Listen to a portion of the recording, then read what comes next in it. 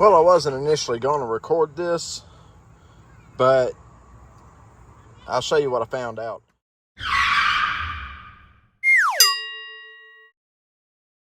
So initially, none of the windows on this truck worked. Driver's side window wouldn't go down, passenger side rear. Only this one. As weird as that sounds. So I'm like, okay, screw it. I'll go ahead and fix this inside door handle because I'm tired of getting inside this truck and getting locked in. Because there's no inside door handle. Just like there ain't one back there either. More of the prime taking care of this truck received. Anyway, so I pulled a switch mechanism out right here, and that little blue switch was just laying down there in the bottom. So I plugged it up, and well, now all of a sudden all the windows work.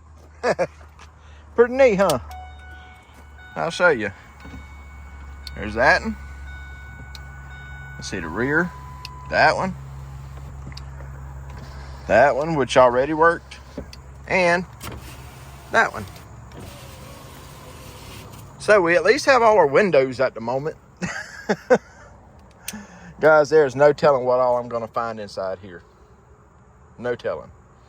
Anyway, so now I'm going to go ahead and finish taking this door panel up and off so I can fix that. So nobody gets locked inside the truck anymore. All right, so what you'll have is you'll have that screw there. That's a 7mm. And then you'll have one more screw in here, right down in that hole there.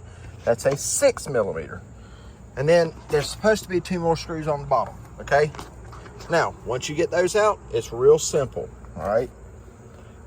Normally, you'll want to unplug the switch panel and get it out of the way, but we're not going that far into it. All right, so here's the hard part, guys. Let me back this camera out and show you. Just lift the door panel up. That's it. And it comes off. That's all there is to it. There's your speaker down in there.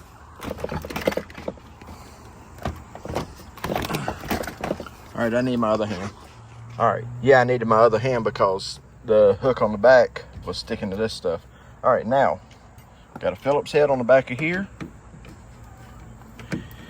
Be careful with that. It's a plastic screw, it looks like. Yep, it's a plastic screw. Now from here, it just slides forward, comes off. Now then, let's get our new door handle. All right, guys, we got our high-end carbide chrome steel interior door handle. There's your part number right there. Cool view. Excuse me. And this is the best of Amazon right here. All of that says it comes from Taiwan. And if you're in California, this product contains materials that'll cause cancer. But then so does this, so does this, so does that. Anyway, there it is, our new door handle. So from here, it looks like you just have a rotator ball and it slips out right there. New one slips in, clip it back. So let's see. All right, so new handle's on. You have to turn it around like this to slide that lock ball in, get it straight, move it forward just a hair, and it goes pop just like that. Turn the door handle over, set into the clips there, and give it a solid pull. Like that, you hear it snap. Now the hole's lined up, we'll put our plastic screw back in and throw this back together. Door handle is installed. And just like that, she's together again. New door handle in. Lock and everything's working. Can't get much better than that, guys. And that's your door handle installed. 5 minutes. So you can do it on your own. First thing first is the chocolate starfish, my man Fred Durst. No, just playing. We got this cover off. Got me a little table set up over here.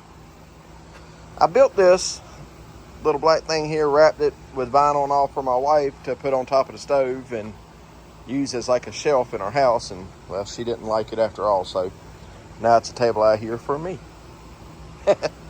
Which works fine, because I can set all that stuff there. Anyway, so we got the top plate off. Now we need to get this fan shroud out, and also we need to get that fan out. We got to start pulling all the front accessories off. We're going to go ahead and replace the timing chains and everything in this. So, yeah. And I got to figure this out as I go.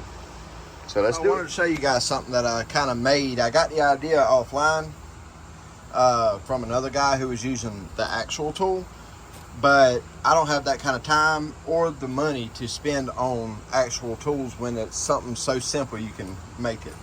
So this right here is the fan wrench, right? Fits right down on that fan nut, so you take the fan off. All right, if you go to turn that, you're gonna turn the whole engine. So that's what that piece there is for. If you can get to the 4 nuts on the back of the fan. I cannot on this one.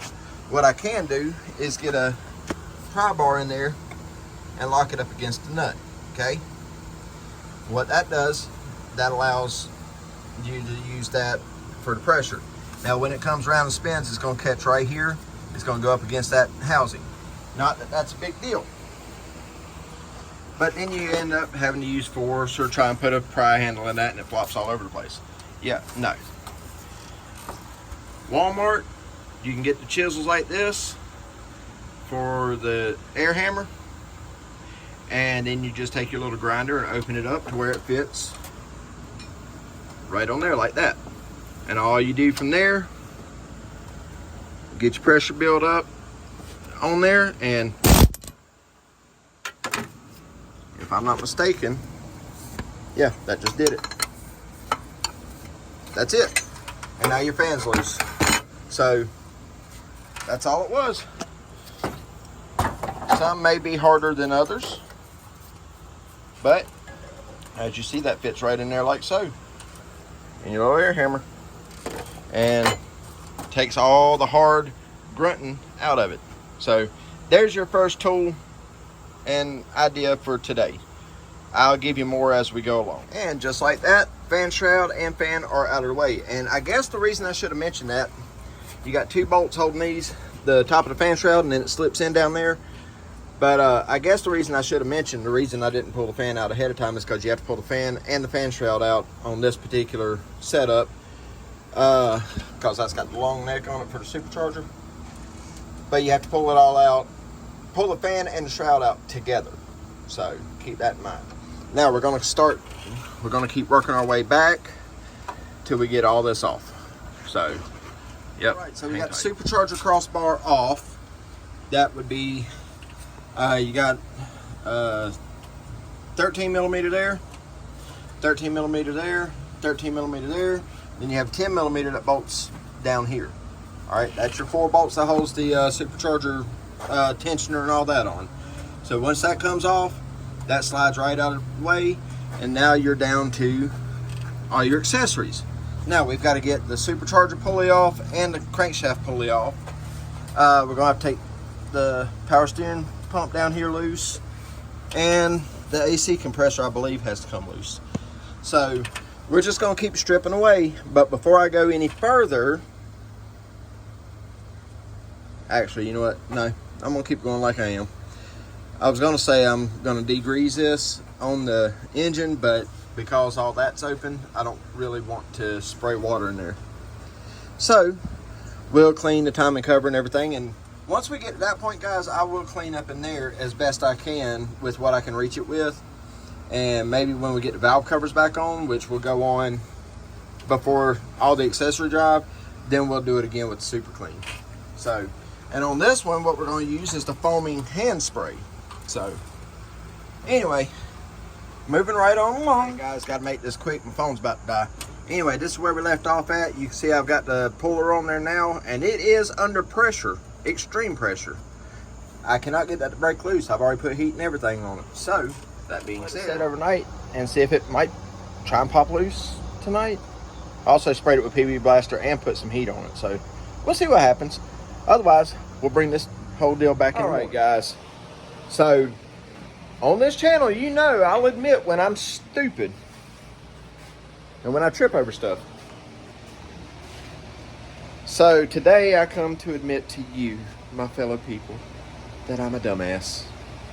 Let me show you why. I've been fighting trying to get that balancer off. mean, the bolt's not in it, it's right here. I looked in there, didn't see anything else. So I've been trying. Heated it up, all this stuff. Could not get the balancer off. And it still is not off yet, but after I show you this, I think it'll come right off. See that there? Yeah. That goes inside there. That goes on this bolt right here. Just like that. Did not know that. So, you kind of can't pull something off when... Anyway. So, now the washer's out of the way. It was actually glued in there somehow. Like, there's the Permatex right there that was on it. But anyway, so now I think that'll come right out. So all right, steady moving on, steady moving on. There's our timing chains. And, I mean, as I said, they didn't look bad. This one actually looked better, but this is the one where the main problem is, ironically. But you can see I haven't started the truck or anything in days. This timing chain is still extremely, extremely tight. Right? Just like it should be. This one over here, on the other hand, got movement there, but above all, there's a lot of slap in that. So, for the guy that told me to go ahead and change timing chains, thank you. Thank you. We definitely gonna do that. But first I gotta get some rags down in the bottom of that pan right there. So, hang tight. The brakes. Got the camshaft out. That's not the worst part. Well, yeah, it's pretty bad. Does anybody see a problem here?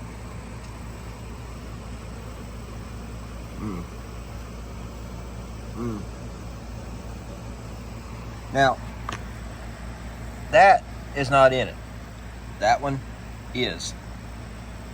That one is not. But when you look down in here, where's my flashlight? Right here. Number 1 looks good. Number 2, Number 3, can you see that? Let me zoom in. Can you see number 3 right there? Yep. That is bad. That's real bad. Real bad. Not to mention that same one.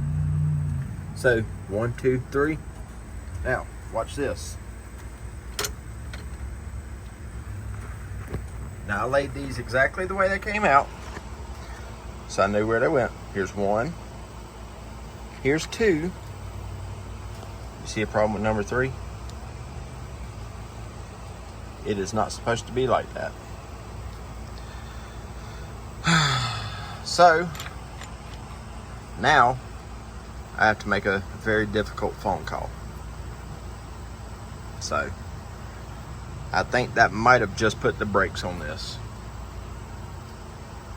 Hang tight. Well, here we are on the driver's side. And although it's better, it's not perfect. It just continues to get worse.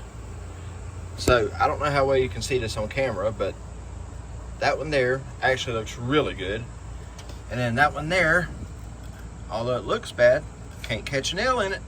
And then you move back, and that one gets a little rougher.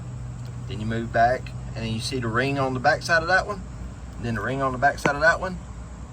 Those two right there are missing material. So, and then there's that one. Now, there's a likelihood we could use that still, just kind of polish it up a little bit. But who wants to put an engine back together and then that start the problems?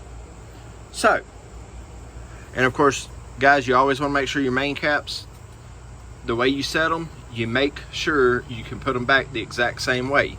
So, each one of them faces toward me just the way it's sitting, and it goes back all the way to front. Okay, back to front facing that way. Okay, you always want to keep your caps to the stanchion they come off of. I do know that much. But guys, I think at this point that's going to do it on this one, because we're going to have to get a set of cylinder heads for this. So in the next video, you'll see me taking the supercharger and everything back apart so I can take the cylinder heads off. So, yay, more fun. Golly.